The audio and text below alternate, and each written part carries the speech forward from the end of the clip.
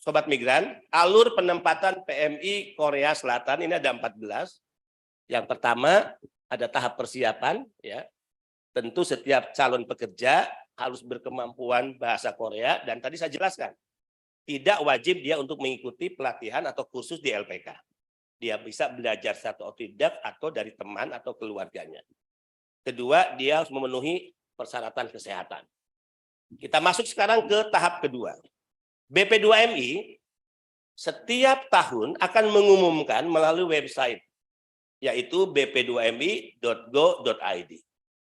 Disinilah akan diumumkan di mana telah dimulainya pendaftaran bagi siapapun CPMI yang ingin melamar untuk skema G2G ke Korea.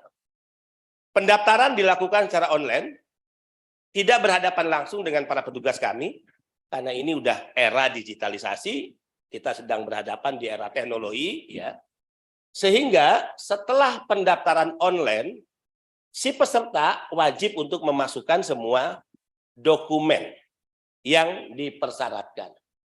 Disinilah, ya, Direktorat Penempatan Pemerintah Asia Afrika akan melakukan verifikasi dokumen yang diserahkan atau diinput melalui aplikasi dan sistem yang kami miliki, ya, dari setiap calon pekerja migran Indonesia.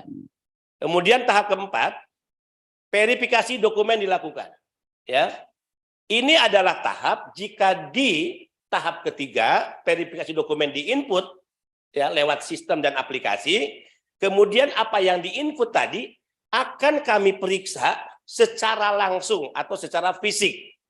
Dokumen-dokumen yang menjadi persyaratan yang diserahkan oleh setiap calon pekerja migran Indonesia yang akan berangkat ke Korea.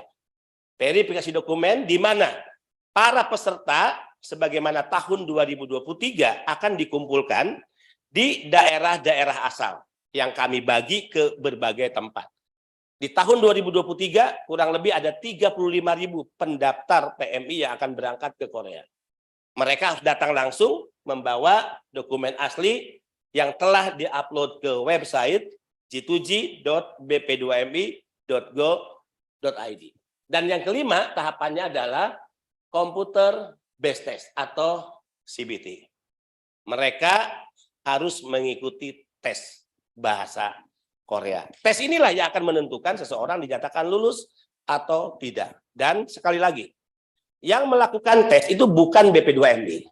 BP2MI tidak punya kekuasaan untuk mengatur, untuk menentukan siapa lulus.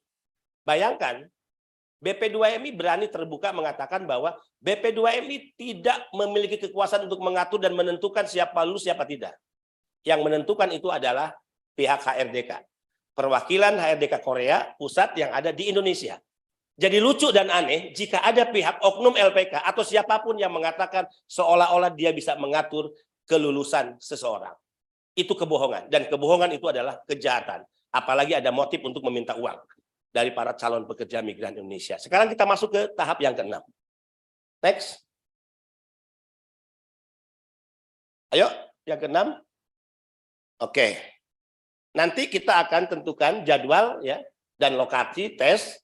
Ini juga dapat dilihat, ya, di website www.bp2mi.go.id.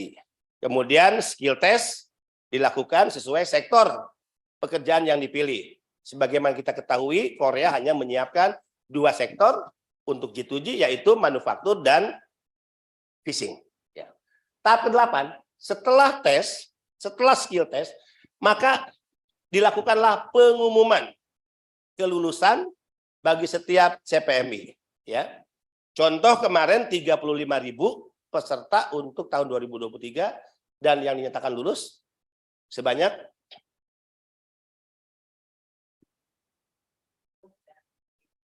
gelombang 1 dan gelombang 2 itu sudah sekitar 7 ribuan yang sudah dinyatakan lulus dan sekarang masih berproses menunggu kelulusan, ya, untuk ujian fishing. Nah, setelah pengumuman kelulusan, ini akan dibagikan sertifikat kepada para peserta yang dinyatakan lulus, ya. Kemudian, nah ini, sending data. Disinilah permainan pihak-pihak tertentu.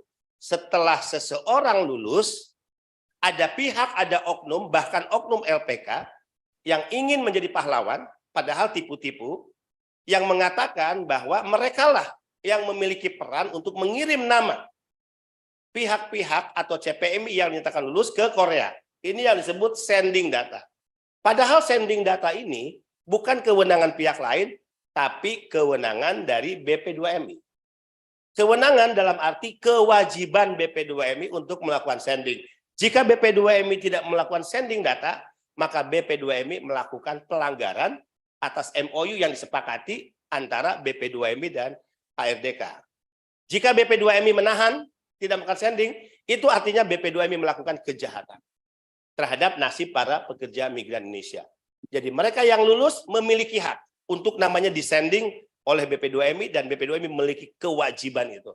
Ingat, jadi jika ada oknum-oknum tertentu atau oknum-oknum LPK yang seolah-olah mereka yang melakukan sending dan karena itulah mereka meminta biaya, bahkan berani melahan dokumen, itu adalah kejahatan, ya, dan sudah masuk laporan ke saya.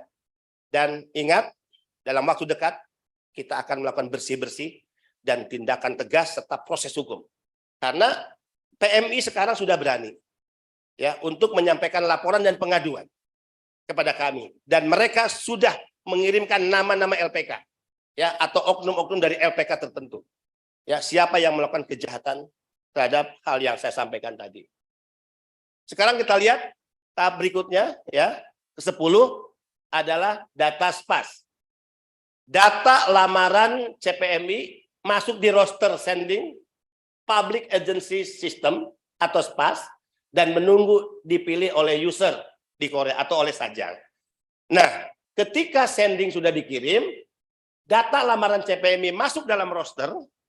Roster itu saya ibaratkan ruangan seperti ini, data masuk ke ruangan. Nah, majikanlah user nanti akan memilih sesuai profiling dari nama-nama yang kita sending. Misalnya ada 100 nama, saya majikan, saya Sajang. Maka urusan saya untuk saya ingin lebih memilih siapa di antara 100 orang ini. Ya, itu hak. Jadi bukan ditentukan oleh BP2MI, bukan juga ditentukan oleh oknum-oknum yang mengaku seolah-olah mereka punya jasa untuk menentukan keluarnya SLC, bukan. Ya, nah kadang saat kita menunggu SLC, kenapa lama? Karena sebetulnya itu tergantung apakah nama PMI sudah dipilih oleh Sajang atau belum. Jadi sepanjang dia dalam roster, dalam ruangan, kamar datanya, dan Sajang belum memilih dia, maka tidak mungkin SLC akan keluar. Kita lihat, setelah data SPAS tahap ke-10, next, kita lihat. Standar labor contract. Ya, setelah Sajang atau user memilih seseorang, saya misalnya majikan user, dari 100 nama yang masuk, saya lihat, saya memilih seseorang, maka orang yang saya pilih itu tentu langsung SLC akan dikeluarkan, yaitu standar labor contract atau SLC. User Korea atau SLC yang dibatalkan kembali menunggu di roster SPAS. Nah, jika ada SLC yang sudah keluar, kemudian dibatalkan, maka nama tersebut masih tetap punya kesempatan, punya peluang, tapi nama tersebut dimasukkan kembali ke dalam roster untuk dipilih kembali atau ditawarkan kembali kepada user atau Sajang. Kemudian tahap yang ke-12 adalah OPP, orientasi prapenempatan, yaitu tugas BP2MI, tugas negara, intervensi negara dalam memberikan penguatan kapasitas kepada calon pekerja yang tinggal berangkat, ya sudah nyatakan lulus, sudah memiliki SLC, atau dalam istilah penempatan Korea lebih dikenal dengan preliminary education yang kita lakukan selama 5 hari 5 malam, yang sekarang sudah dengan pola baru, tidak dibebankan biayanya kepada PMI, tapi ya ditanggung oleh negara. Disinilah kemudian kita memantau pengumuman di website bp2mi.go.id untuk masuk ke tahap 13, yaitu Confirmation of Certification of Visa Issue atau CCPI atau visa.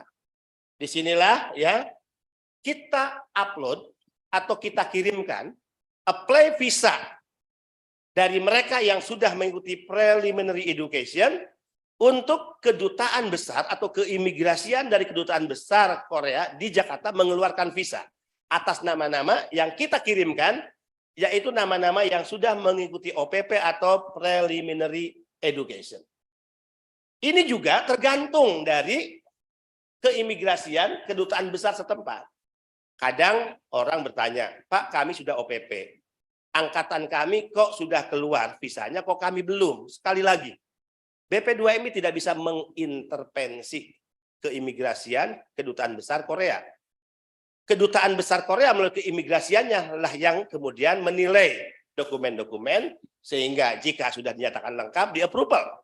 Visanya keluar. Jika belum lengkap, dikembalikan ke kami, kemudian kami mencoba melengkapinya kembali, dan kami usulkan kembali. Ya, untuk diajukan atau apply visa ke keimigrasian kedutaan besar Korea yang ada di Jakarta. Setelah visa keluar, ya, maka tahap keempat adalah pemberangkatan. Ya, pemberangkatan artinya dimulai dengan pelepasan yang dalam skema G2G kita lakukan setiap hari Minggu. Tahun kemarin kita ramai memberangkatkan melalui hotel bintang 4, yaitu The Royal Hotel, ya, di Kelapa Gading. Mulai Senin kemarin kita sudah pindah ke Hotel Peninsula, Menara Peninsula, ya, Hotel bintang 4. Itu pun gratis 2 malam untuk para pekerja migran Indonesia, bahkan termasuk biaya PCR-nya, ya, itu juga gratis untuk PMI Korea. Ini fasilitas-fasilitas yang diberikan negara. Pemberangkatan dengan catatan, jika ada CCPI yang dibatalkan kembali, ya, maka menunggu di roster SPAS. Kemudian PMI terbang, ya.